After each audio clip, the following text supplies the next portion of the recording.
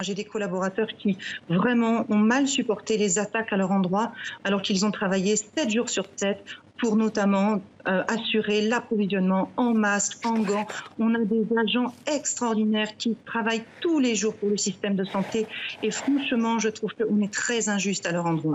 Vous savez, là, ce qui compte, c'est la vérité du terrain. La vérité du terrain, c'est que j'ai des infirmières libérales qui pleurent au téléphone. C'est que j'ai des sages-femmes qui me demandent si elles peuvent faire des accouchements avec des gants MAPA. Donc, je ne critique pas le personnel de l'ARS, je critique le ministère.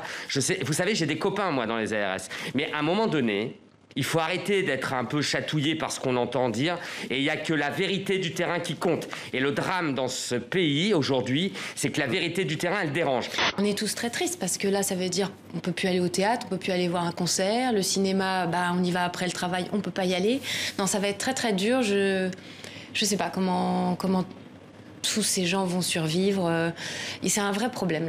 Depuis le printemps, les démissions se multiplient. Des infirmières qui partent par centaines, mais aussi d'autres employés qui travaillent dans le réseau québécois de la santé. Dans les établissements de l'Est de Montréal, par exemple, quelques 1800 personnes ont quitté leur emploi depuis le début de l'année. Il n'y aura pas de campagne ni de retrait des cartes d'électeurs et probablement pas de vote pour les militants d'Henri Conan-Bédier et Pascal Afine-Guessant.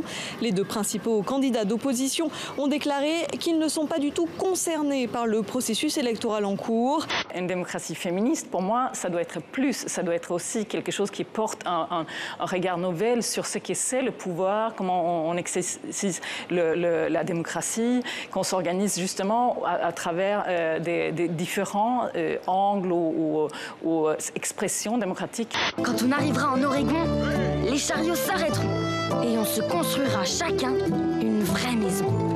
À vous les canaris! Accrochez-vous les enfants.